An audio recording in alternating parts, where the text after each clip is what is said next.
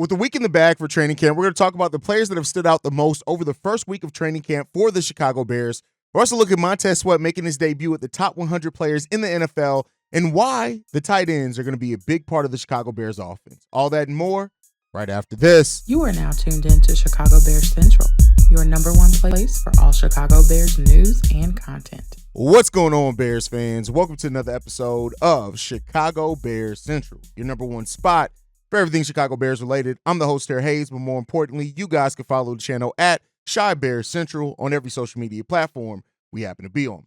With that being said, let's go ahead and get into this content today, y'all. So I want to talk about the players that have stood out the most in training camp so far from everything that's been reported that we've seen, things like that. And the first one, we're going to start off at the top, and that's Caleb Williams, right? The story of the Chicago Bears offseason, Hard Knocks, everything is going to be a lot built around Caleb Williams as a rookie quarterback, the number one overall pick in the 2024 draft, and what he means for a bright spot of the future of the Chicago Bears. We are trying to change the narrative of the Chicago Bears quarterback, and Caleb Williams is the guy who has the keys to do all that. And of course, throughout this time so far, things that we've kind of compiled and brought together is that we've heard that Caleb Williams is had the command of the huddle, which is a big thing, that he's already showing a better ability to read the defense, which I get it, people saying without pads on, it's a different thing, and it is. But showing that ability to read and understand and anticipate what the defense is trying to do has been a big step so far. We won't have a full picture of it until he's in pads against opposing teams, which that joint team practice, I can't wait to see how that goes. But overall, hearing what we've heard so far from Caleb Williams has been really good. And the fact that he is building that chemistry with DJ Moore, Keenan Allen, Rome Odunze, and even Tyler Scott, who's the fourth wide receiver on the list, it seems like Caleb Williams has not only done a great job at protecting the football, which is, his fumbles were a thing in college football for him, but he's only thrown just one interception taken by Tyreek Stevenson so far over the first week of practice. Again, take it with a grain of salt or whatever you want to take it with, doubt until you see it in a football game. With what we've been through as Bears fans, I won't knock anybody who hears what Caleb Williams has done and says, hey, it sounds good, but I won't fully buy into it until I see it in games. And he's going to have the hurdles. But the thing that I like to have when it comes down to it is that he is already going through some of those hurdles, playing against one of the better, what we hope is going to be one of the better defenses in the NFL next year, and he's doing that as well. The fact that the pre-snap penalties are down, he has really good chemistry with Ryan Bates and Coleman Shelton so far, reportedly, the two players that are vying for that starting center position. Everything so far through the first 3 weeks has shown strong growth from training for Caleb Williams in training camp so far. Now, it hasn't all been sunshine and rainbows, right? The offense is still lost to the defense, which, again, at this point, you want to take that. But overall, the things that are in Caleb Williams' control, the things that so far that he can do in not being in pads, not being against opposing teams, it seems like Caleb Williams is doing an excellent job at that, and we want to just see that continue for him. Next up is Montez Sweat. And, as Montez Sweat stepping into a leader role, the Sweat effect last year was felt over those last 9 games. But now to come in, to have it to start the season with Montez Sweat being there for him to up the expectations of that defensive line, but also to help work out that offensive line. Montez Sweat so far has led that defense and has gotten to Caleb Williams, has caused some fits for him, and that defensive line seems to be gelling together so much, in fact, that they're even doing some experimental stuff as using Dominique Robinson on that interior defensive line. So I think right now, Sweat has done, much like with Caleb Williams, everything in his control so far to excel at what he's bringing to this team and embrace that leadership role. I've talked a lot about Montez Sweat being the leader on that defensive line. Leaders at all 3 levels of the defense. Sweat on the defensive line, TJ Edwards in the linebacker, Jalen Johnson in that cornerback, in that secondary. It's important to have that leadership. And Montez Sweat, like I said, he's upping that expectation of that defensive line and also providing some mentorship when you look at Javon Dexter and how confident he has been and talked about Javon Dexter as well. We got to see if it's actually going to come into fruition, but so far, Montez Sweat has stepped into a great leadership role for the Chicago Bears, and it may play into a part of why we're the next player I'm going to talk about, the other defensive end, in Jacob Martin. Jacob Martin was not expected to win any type of starting position. Most people looked at it as DeMarcus Walker's position to lose. Maybe Austin Booker, if he came in as a rookie and excelled, maybe he could win it. But overall, Jacob Martin, we've heard nothing but good things from the veteran defensive end in Jacob Martin. Now, some of that may be not a knock to DeMarcus Walker, but the fact that Walker can be used on the inside and out. And Eric Watterson may like to keep that versatility there. But Jacob Martin has played really good reportedly so far, has played a lot with the first team defense, opposite Montez Sweat. On that, he's also played with the second team defense as well. Eric Washington already calling him a third down player, which that's something big when you look at defense and how important it is on third downs to get stops. So all that points towards right now that Jacob Martin is one of the favorite of the defensive coordinator, Eric Washington. And even reportedly, him and Darnell Wright have been going at it at practice, really helping to excel to the growth of Darnell Wright as well is something that we look forward to as well. So whether Jacob Martin ends up starting or ends up being the first defensive end off the bench, he's going to get a lot of opportunity with the Chicago Bears team with how well Eric Washington likes to rotate that defensive line. But you got to give some credit to Jacob Martin and what he's been able to do so far. Next up, stay on the defensive side for a while. Tyrique Stevenson, one of my favorite players on this team, and Tyrique Stevenson. You look at the expectation of that secondary to build off of what it did last season. There's a huge part of that. And the secondary is probably the place where you have the most players that are really on the rise in a lot of ways. You look at Stroman Jr. being out there, of course, Terrell Smith being there, Kyler Gordon, who we already know. Like, the secondary that we have here with the Chicago Bears, we're just a young safety away, right? Even though we have Bayard, but getting the next young safety that can pair with Jaquan Brisker for the years to come. But other than that, that secondary is basically set for years and years to come till it comes time to start giving these guys contract extensions, and we'll see where things sit with that. But Tyrique Stevenson has been a standout in training camp so far. Sunday's practice in which he did pick up off Caleb Williams as well on the sidearm pass, when he got that done, as far as jumping the route, the anticipation that he's showing. Tyrique Stevenson, whereas people have tried to judge Jalen Johnson for not being a ball hawk, so to say, over the course of his career, I think that Tyrique Stevenson may be that guy who ends up being that ball hawk. That doesn't make him better than Jalen Johnson. I'm just saying that skill set, it seems like Tyrique Stevenson has everything, all the makings to be a really good ball hawk in the NFL and force a lot of takeaways. And if he can do that, that adds another dimension to this defense as well. Next up, let's switch sides. Let's go to the offense. Rome Odunze, the chemistry between Rome and Caleb Williams has been something that we've heard since the rookie minicamps. And it's done nothing but grown since then. And through training camp so far, even with Rome missing some practices there, it seems like it's been really good. That he's been on the other side of some extremely good completions from Caleb Williams over the course of the play day-to-day, 11-on-11 drill, 7-on-7, wherever it is. It seems like Caleb Williams and Rome Odunze, he knows how to find Rome Odunze, and they've been building really, really good chemistry. A touchdown reported on the 11-on-11 period the other day as well. It seems like this combination, which is an important part of the Bears' future, is that you drafted your wide receiver and your quarterback in the same draft. You want these guys to grow and develop together. And it seems like their chemistry is a step ahead, right? Rome Odunze, even through the draft process, talking about the possibility of playing with Caleb Williams. Now it's a reality, and we get to see how these guys continue to grow and develop that over this next period. So really excited about that aspect of it as well. And then lastly, we got to talk about a guy that I did not expect. If we're talking about standouts in training camp, I did not expect at all for this guy to be one of the people we're talking about, and that's Tyler Scott. Scott has gotten him in the chemistry between him and Caleb Williams has been amazing. And the fact that that Tyler Scott is so far down the depth chart, that when you see that he has become one of the favorite targets of Caleb through training camp, that is something that's going to get him opportunities. I still don't think that Tyler Scott is going to have a whole bunch of opportunities receiving the ball with the Chicago Bears team and how much talent we have here, but I do think that he's going to be able to make the most of those opportunities when you look at the chemistry he has with Caleb Williams and how that's continuing to develop. And Tyler Scott's quickness, his speed coming across the middle, right, could be a big weapon for the Chicago Bears team as well. And so Tyler Scott being somebody who stood out so far, being only a second-year player, a player who very well could be here for the future, especially if Keenan Allen ends up being a one-and-done for the Chicago Bears, it's good to hear right now that Tyler Scott has really stepped up and improved his not being able to hold on to the ball like he did at times last year.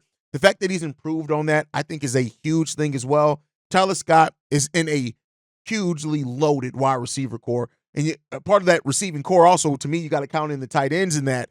And so to hear that Tyler Scott is standing out and finding a way to carve out maybe a role for himself, I think is a really good thing as well. And then the last player that I want to talk about is Javon Dexter. Initially turning heads because of how the physicality he came into this with, but now turning around and a lot of people saying that he is really excelling, being quicker, still being strong, things like that. Look at Javon Dexter have a big year for the Chicago Bears, and he could be one of the reasons why this Bears defensive line really wreaks havoc on a lot of opposing quarterbacks. So would love to see that from him. Love to see that these guys are stepping up in training camp so far, and these are the standouts per what we have here at Chicago Bears Central. Now, with that said, let's move off the standouts. Montez Sweat, we already talked about Jalen Johnson ranking, I believe, what was it, 42nd, 43rd, something like that, in the top 100 list. Montez Sweat makes his debut there at number 82 on this list, and it could very well be much higher than this at this time next season. Montez Sweat leading 2 teams in sacks last year. He deserved to be on that list for what he's been able to do. And while he's always been on a stacked defensive line, he came into a defensive line that at that time was a disappointment last year with the Chicago Bears and continued to excel. And, hearing the story of how disappointed that he was initially with being traded, but the fact that he came here, he bought in, he signed a contract extension. The best football that Montez Sweat plays in his career is still ahead of him, and that should be in a Chicago Bears uniform. So the accolade of Montez Sweat being listed in the top 100, I get it. It means what it means, but it's just great to see how Montez Sweat, his cachet around the league really rising, and the fact that he gets to do that in a Bears uniform. We said it before. I said it on yesterday's episode. As much excitement is around the Chicago Bears offense, rightfully so. The Bears, when they're great, and still the defense has to be great with that. And Montez Sweat is going to be such an important part of a growing Chicago Bears defense that many people are having expectations now to be one of the best defenses in the NFL and to be a playoff defense. So, Montez Sweat being there, he's going to be so important. And if Javon Dexter grows, if we get some solid play on the opposite end, you're not going to be able to double team Montez Sweat every round, every play if you're having that growth. But Montez Sweat being the anchor of that defensive line is a huge part of the reason why to have some faith in what this team is building as well. So you look at if you're looking at players, for example, to me, in my opinion, that can really kind of shock in their roles next year as far as making huge roles on that defensive line, Montez Sweat and Javon Dexter are really in a lot of ways the ones to look out for, in my personal opinion, because these are just guys that 3-tech is so important. We've heard nothing but how important that is to Matt Eberflus's system basically since Flus got here. And so to hear that, Sweat, you got your edge, you got your 3-tech you feel of the future in Javon Dexter, let's hope that this is going to continue to just excel for the Chicago Bulls, and this is going to be able to work because, listen, Ryan Poles has made a lot of really good decisions, but let's start seeing those decisions turn into wins for this. And the pass rush potential that this Chicago Bears team has is through the roof, and Javon Dexter could potentially be a big part of that. So looking at that defensive line overall, coming out that Montez Sweat situation, Jacob Martin stepping up. We still got a flexible player in DeMarcus Walker who has been solid, gotten 5 sacks, I think, in highest in his career. Then you still got Andrew Billings, who's just a solid vet. Javon Dexter, and so we got a team full of players that are really trying to step up. In that defensive tackle position, you still got Keith Randolph down there too. Like, you got other players that are trying to step up as well. So let's see what they can do. Now, before we leave, I do want to talk about today why the tight ends are going to be so important for the Chicago Bears offensive success, especially early, right?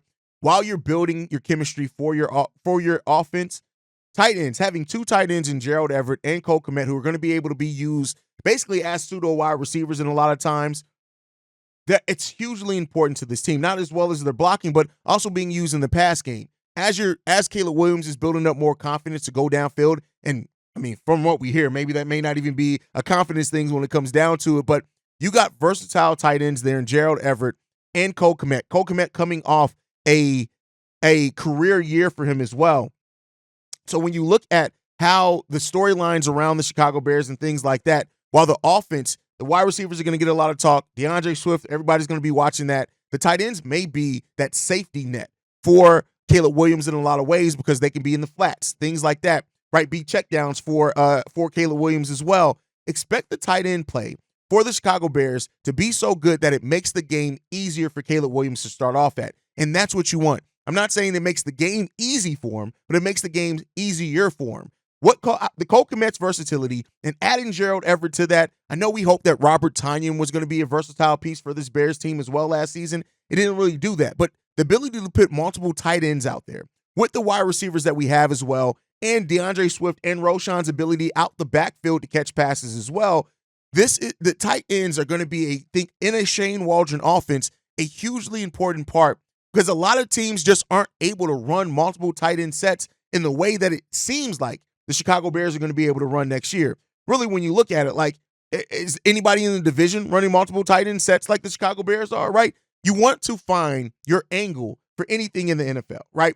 Anything that makes the game easier for you, where it makes matchup problems for opposing teams. And when you look at the combination of wide receivers and tight ends that the Chicago Bears are going to be able to throw out, as well as Shane Waldron's own versatile play calling and how he likes to get creative and how he uses certain pass downs, this is a really, really important part, I think, for the Chicago Bears. And I would say this: we haven't heard a whole hell of a lot about the tight ends so far in training camp, but I think that may be because their job is going to be simplistic in a way that it just makes the game easier for Caleb. And if that happens, that's what you want to see, right? The make the game easier for Caleb so that he can build that confidence up to go forth into the future. And so right now, I think a lot of things are shaping up well for the Chicago Bears, and the tight end play is going to be something to definitely watch as well, in my opinion.